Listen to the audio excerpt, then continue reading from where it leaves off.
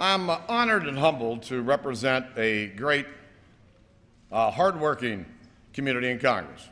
The peoples of Ohio's 8th Congressional District continue to afford me the privilege to serve, for which I am deeply grateful. We gather here today at a time of great challenges. Nearly 1 in 10 of our neighbors is out of work. Healthcare costs are still rising for American families.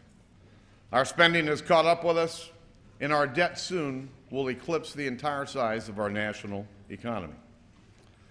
Hard work and tough decisions will be required of the 112th Congress. No longer can we fall short. No longer can we kick the can down the road. The people voted to end business as usual, and today we begin to carry out their instructions.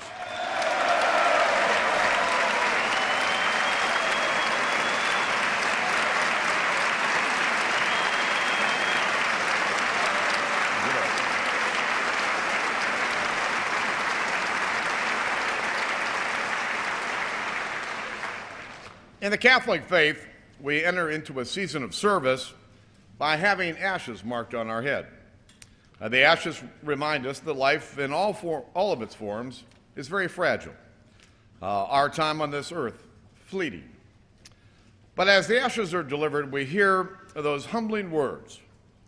Remember, you are dust, and to dust you shall return. The American people have humbled us. They have refreshed our memories to just how temporary the privilege of serving is. They have reminded us that everything here is on loan from them. That includes this gavel, which I accept cheerfully and gratefully, knowing that I am but its caretaker. After all, this is the people's house.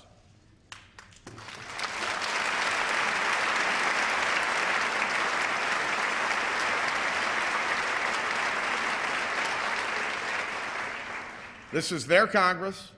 It's about them, not about us. What they want is a government that's honest, accountable, and responsive to their needs. A government that respects individual liberty, honors our heritage, and bows before the public that it serves. Let's start with the rules package that the House will consider today.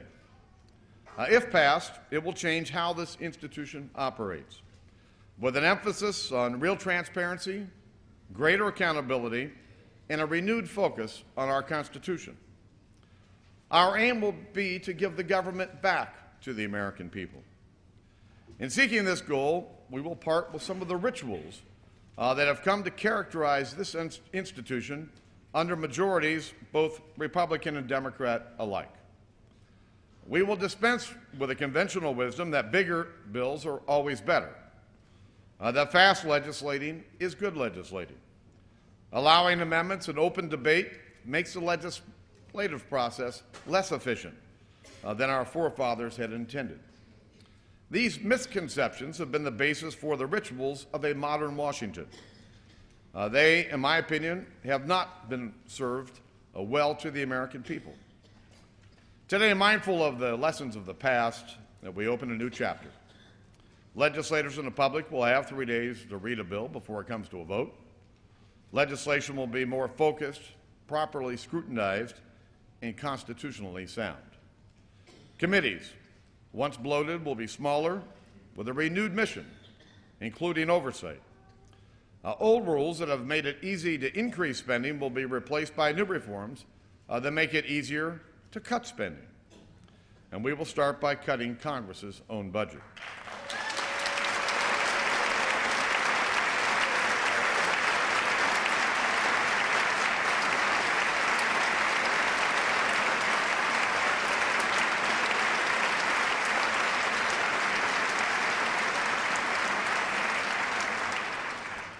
But above all else, we will welcome the battle of ideas, encourage it, engage it openly, honestly, and respectfully. As the chamber closest to the people, the House works best when it is allowed to work its will.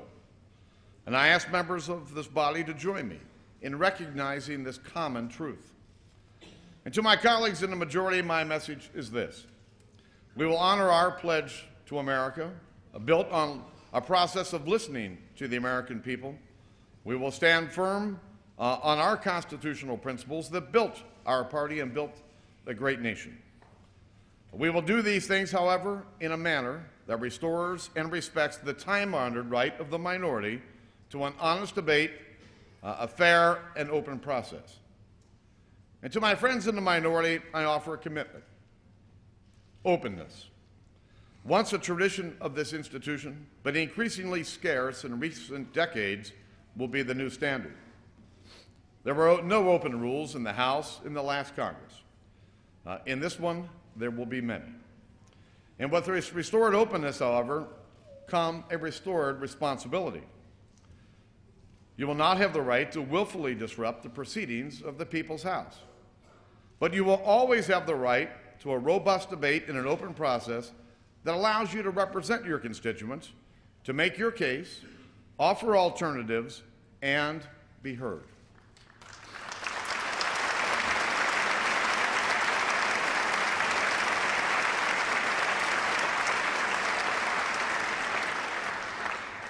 In time, I believe this framework will allow the House to be a place where the people's will is done.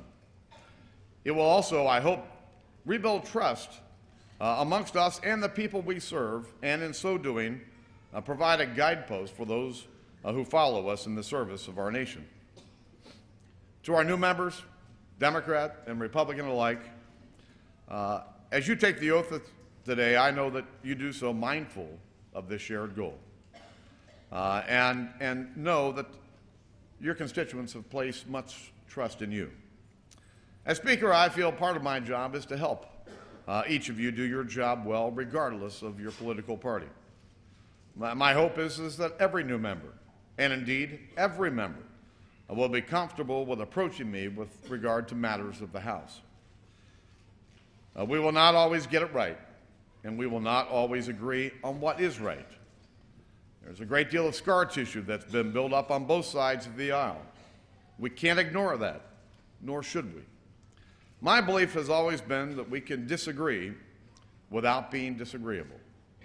That's why it's critical that this institution operate in a manner that permits a free exchange of ideas and resolves our honest differences through a fair debate and vote. We may have different, sometimes very different ideas about how to go achieving the common good. It is why we serve. Let us now move forward, humble in our demeanor, steady in our principles, dedicated to proving worthy of the trust and confidence that has been placed in each of us. If we brace ourselves to do our duty and do what we say we're going to do, I don't think there's together anything that we can't accomplish, again, on behalf of the people we serve. More than a country, America is an idea. And it's our job to pass that posterity of blessings that have been bestowed on us to those generations that follow us. I want to wish all of you the very best. Welcome to the People's House. Welcome to the 112th Congress.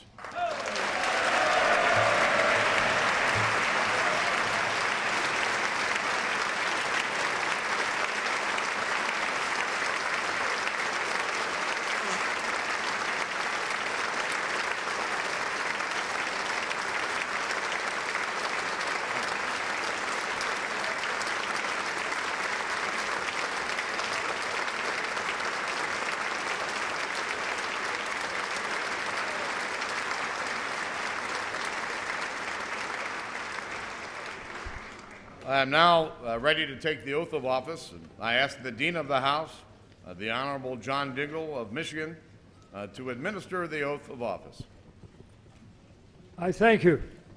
If the gentleman from Ohio will please raise his right hand. Do you solemnly swear or affirm that you will support and defend the Constitution of the United States against all enemies, foreign and domestic, that you will bear true faith and allegiance to the same, that you take this obligation freely, without any mental reservation or purpose of evasion, and that you will well and faithfully discharge the duties of the office on which you are about to enter, so help you God. I do. Congratulations, Mr. Speaker.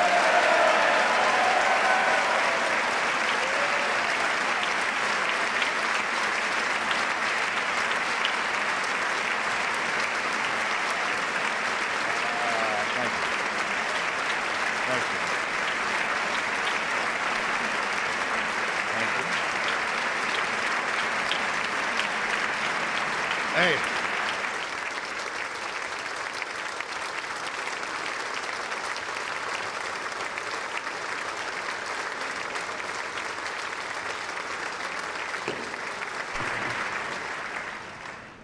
According to precedent, the chair will swear in members-elect en masse. The members-elect will rise, and the chair will now administer the oath of office. If all members could raise their right hands.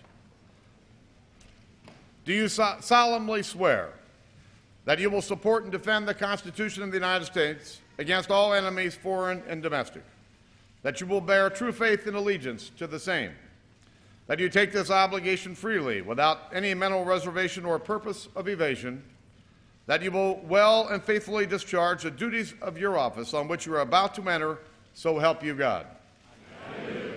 Congratulations.